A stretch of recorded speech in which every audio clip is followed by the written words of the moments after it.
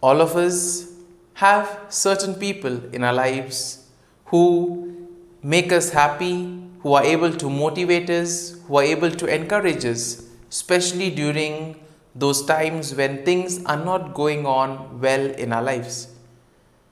And we see that these individuals, in a way, motivate us and they give us the encouragement that we need to continue to face those challenges in life. Now, the same thing also happens when we have an encounter with God, but in a much bigger degree. We see that when we encounter God, we are filled with the grace, and this grace enables us to push the boundaries and to go beyond our capabilities in order to achieve the ultimate goal.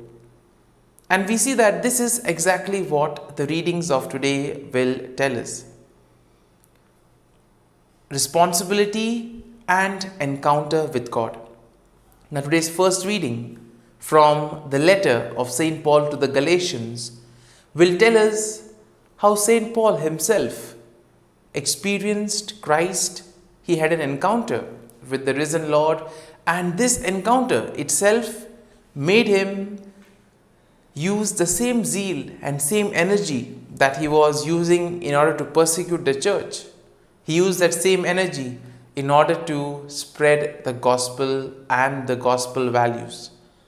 Similarly, in today's gospel passage, we see that Martha and Mary have welcomed Jesus in their house. While Martha is busy preparing things, Mary is there at the feet of Jesus listening to him. And then we have the famous statement of Martha.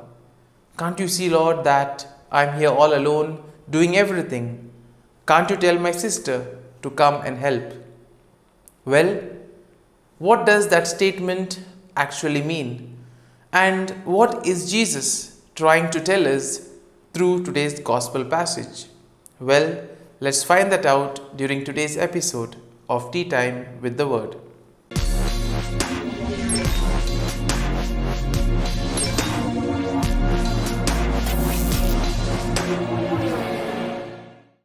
But before we can begin our reflection, let us take a look at the readings for Tuesday in the 27th week in Ordinary Time. Today's first reading is from the letter to the Galatians, chapter 1, verses 13 to 24. And the Gospel is from the Gospel of Luke, chapter 10, verses 38 to 42. In a way, today's readings will focus on the theme that God reveals Himself through surprises. And therefore, an encounter with God is always something that transforms us, that fills us with new zeal and energy. The liturgy of the day invites us to reflect upon the providence of God, which surprisingly changed the life of both the saints. It changed the life of St. Paul, who we hear in today's first reading, and it also changed the life of St. Francis of Assisi, whose feast we celebrate today. And like St. Paul, we see that St. Francis also had a conversion experience by which he renounced his wealth and devoted his life to God. Now we see that both St. Paul and St. Francis of Assisi proclaimed God by their walk and talk. In other words, they not only preached, but they also put whatever they preached into practice. In a way, all of us are called to do this, because it is only when we practice and preach, then we see that our words become much more effective. If we don't do this, we end up becoming like the scribes, Pharisees, and the chief priests, because they preached one thing and did something that was completely the opposite. And as a result of it, people found it difficult to believe them. People found it difficult to put into practice everything, whatever they were saying.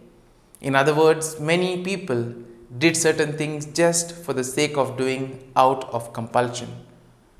And when we do things out of compulsion, we see that it tends to negate the very purpose of that particular thing being there. Now, today's first reading, we see that St. Paul tells the people of Galatia about his conversion story and his encounter with Christ. Now, we all know the story of the conversion of St. Paul. But here, there are two aspects which we need to focus. First and foremost, we see that to encounter, we must be ready. We must be ready to face whatever comes. And we see that when St. Paul encountered Christ, in a way, he was blinded. And therefore, he was in the state of helplessness, which then allowed him to be open to the Lord. In today's first reading, as St. Paul narrates, he also tells that initially he was the one who was persecuting the church. And now the same persecutor becomes one who preaches the good news. And this is the transformation that the encounter with Christ brings us. All of us should be ready for change. In the last week, there were several instances wherein we dealt with this topic of change. And we saw that change is something that is not very much welcome. Because we all have certain ideas, we all have certain routines. And when we are told to change these routines or sometimes even make a drastic change, we tend to be upset about these things. And in a way, it puts us off balance. And therefore, St. Paul, through today's first reading, is telling us that we need to be open to what we experience in the encounter with Christ. To have this experience with Christ and to experience His transformation, we first and foremost need to have an open heart and an open mind. Only then can it be possible. Today's Gospel passage tells us about the different responsibilities that all of us have. We see that we have different talents, different abilities and gifts. And each one of us has a unique style of doing certain things. That is what makes us special. And we need to keep this uniqueness. We need to respect this uniqueness. And that is exactly what Jesus tells Martha in today's Gospel. Now we see that Jesus had gone to the house of Martha and Mary. While Martha was busy preparing, Mary was there listening to Jesus. Now there are two ways of looking at this. One way will tell us that sometimes we need to take a pause and we need to spend time with ourselves, we need to spend time with the Lord. Just as Mary was spending time at the feet of Jesus, listening to Him. Because sometimes in today's world, we can easily get caught up with all our duties, responsibilities, that we don't give enough time for ourselves, we do not give enough time for our prayer life and our relationship with God.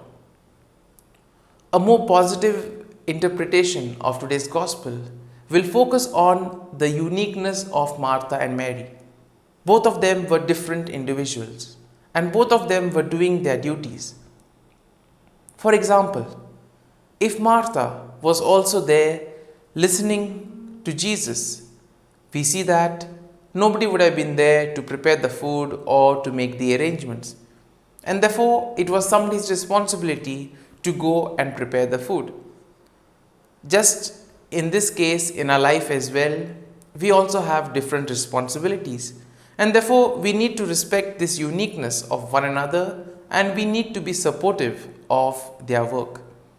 Therefore, as we reflect on today's reading, let us pray for this grace that we may be open to change, we may be open to the Lord working in and through us. Amen.